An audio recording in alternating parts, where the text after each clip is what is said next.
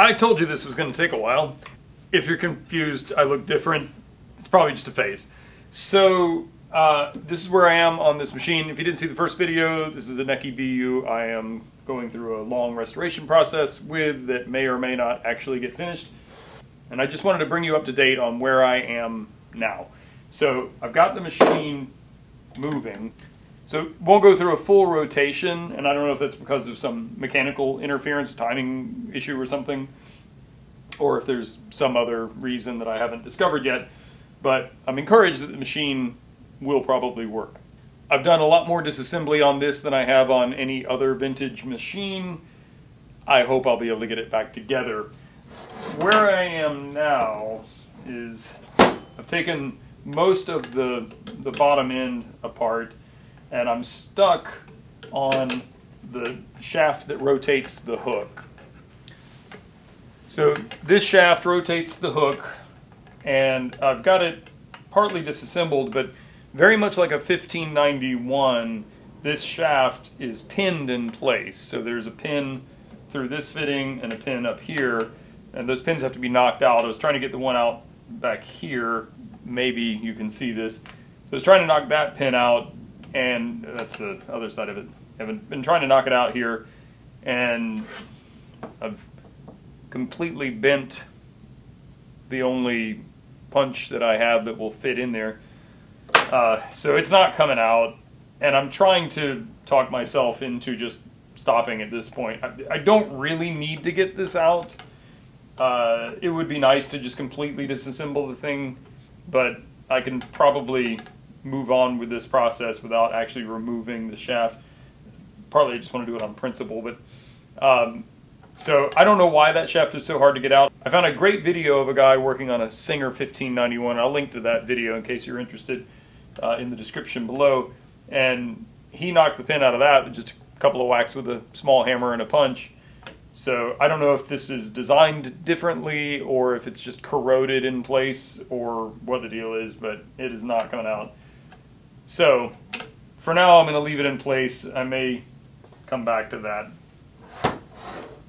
I've removed all of the external covers and plates, the hand wheel, the motor. I still have to get these pins out.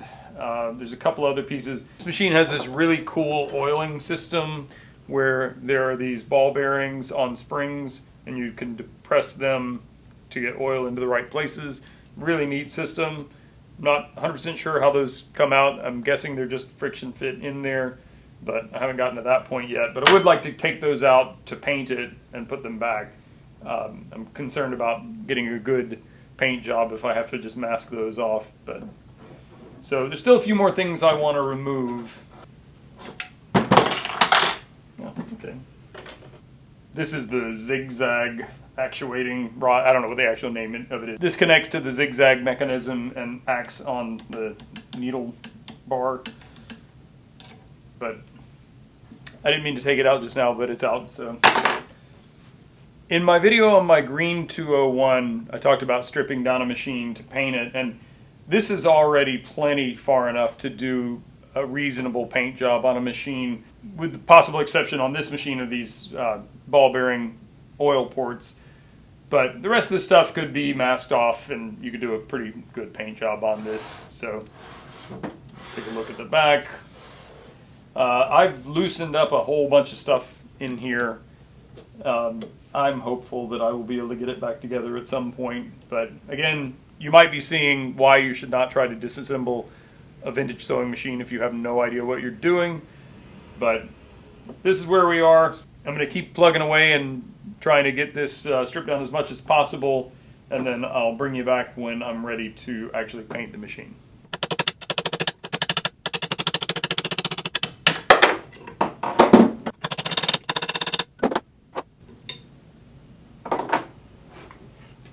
The zigzag mechanism is still moving when I turn the shaft, the main shaft. And I'm not sure if that's what's causing the binding. It would be really nice if these vintage machines had a top cover like more modern machines do, because could look down and see what's going on in here. By the way, if I haven't already said this, I am not in any way trying to teach you how to take this machine apart or any vintage machine apart and put it back together successfully.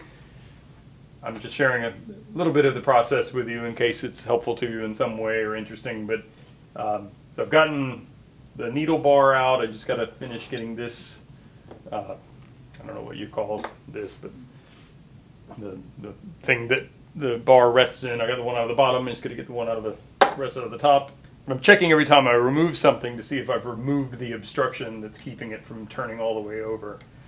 There's no point in me painting this machine if I can't use it, so I definitely want to make sure I get it turning before I get too far in the restoration. Alright, I'm getting it to go a full rotation. It may have just been that it was needed time for the lubricant to work. I've been using PB Blaster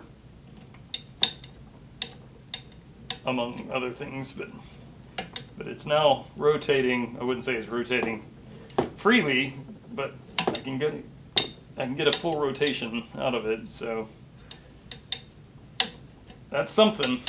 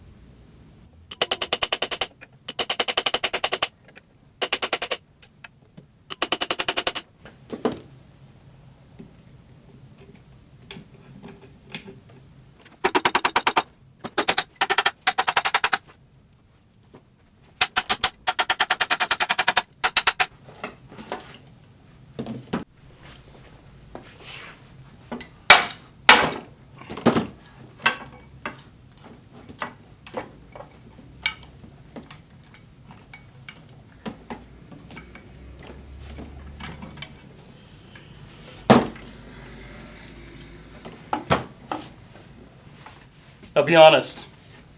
Did you know that that was two pieces?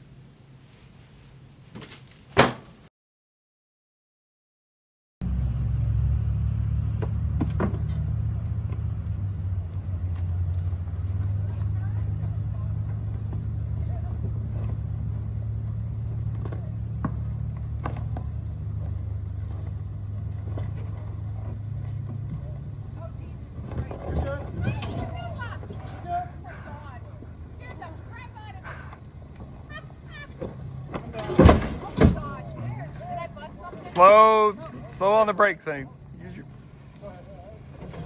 Holy cow, dude. It's okay, we wanted new rock guards anyway. Yeah. Passenger, passenger, passenger.